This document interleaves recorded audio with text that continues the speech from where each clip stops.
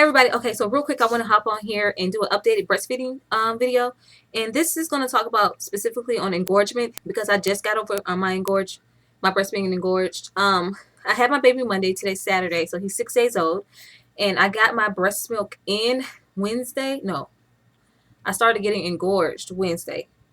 My breast milk, the actual white part, not the yellow sticky stuff, not the colostrum, actual white milk came in Friday, so yesterday. And when your breasts get engorged, they look like this. And just this huge torpedo. They probably don't look that big because they went down a lot, but my breasts usually don't look this big. Okay, let me just put it out there like that.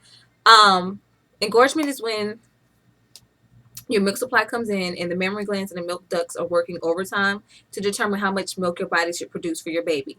So if your baby eats, they say every 1 to 3 hours, but usually I feed him when he wake up. I go maybe 4 hours, no longer than 4 hours in between feedings, and he'll go for each breast maybe 7 to 10 minutes on each one, alternating. But to help with engorgement, I would suggest pumping.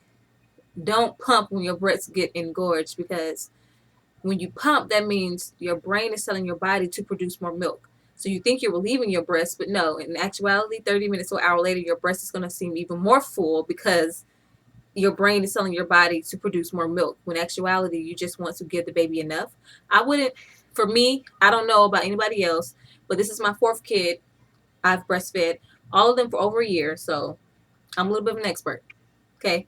I know everybody's body is different, but for me, I wouldn't encourage breast pumping until after you pass the engorgement stage, because you can always train your breasts to get back to where it needs to be.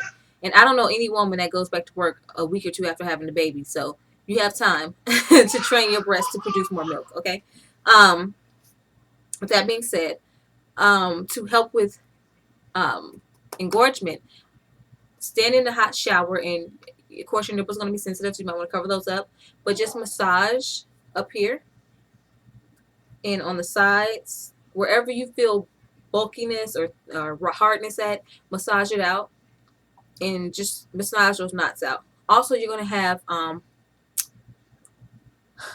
blockage around your areola, and which is the dark part of your breast, and your areola goes from looking like this to looking like this. Okay. Yeah. It's that deep. You're like, dang, now they look like saucers. They used to look like a little mosquito bite.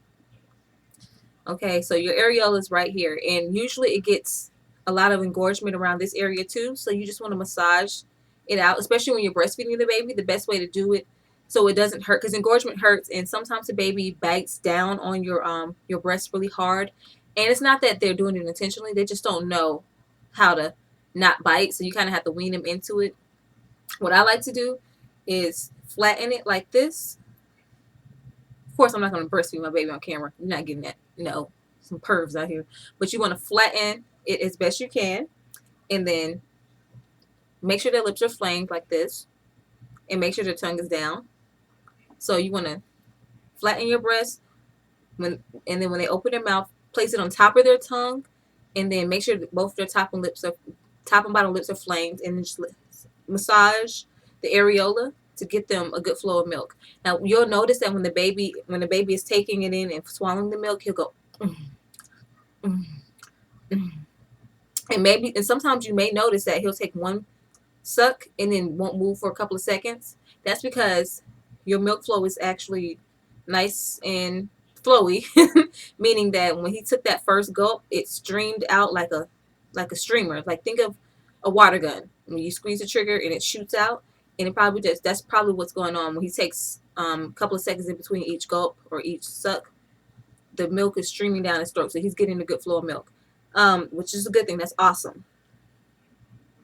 So yeah, that's a good way to help with the engorgement, so it's not as painful. But yeah, massage the areola to make sure you get all that milk around, all that milk out, all those clogged ducts out.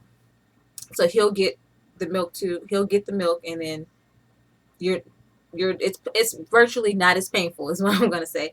Breastfeeding shouldn't hurt. Breastfeeding shouldn't hurt. The only reason it will hurt now is because your breasts are engorged and they're extremely sensitive. But breastfeeding itself shouldn't hurt. Once you pass the engorgement phase, breastfeeding shouldn't hurt. So if your baby is biting your nipple or hurting your nipples are turning raw, you're doing something wrong. Okay. Um, Breastfeeding shouldn't hurt. You don't need to put anything on top of your breast when you have engorgement. You don't need any special oils. No, just run some hot water and massage it out. Even I noticed this morning, this is gross, right? I can't shave or put nair in my armpit because I have this bump. And the bump is the engorgement because your milk comes from your mammary glands, which is way up in your body, all up under here. And you just got to massage them out. So when I get in the shower tonight, I'm going to try to massage that bump out and try to rotate it down to where it needs to be. My breasts were a lot bigger than what they are now. They're actually just not getting back to um, um, uh, a weight and size that I'm accustomed to as far as like after having a baby. And they don't hurt as much anymore as far as being painful and engorged and rock like. You don't ever want your breast to get rock like. So but when you use the breast pumps and that kind of makes it worse. If you absolutely have to relieve breast milk, I would suggest hand expressing. And basically what you do again is you flatten your nipple and you try to find the hard milk part, the hard clogged ducts, and just massage those out and then squeeze it into the container. And this is some breast milk I hand expressed. And this is off to each breast, but this is how much milk I got just from hand expressing when it was engorged. And it was just unbearable and I had to relieve myself because he wasn't ready. He was full. He didn't want to eat anymore. So I just put it in this little container. And then the thing about breast milk storage, I actually have another video on that, but just to let you know, you can only keep refrigerated breast milk for up to 7 days. And that's it.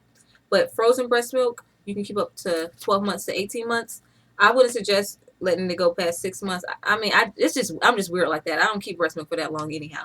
But once you put it in a container, you want to put it in a Ziploc bag, well, the breast milk storage baggies, and then place these in the freezer for when you need it. Okay? So, engorgement issues, what you need to do is massage them out in a hot shower.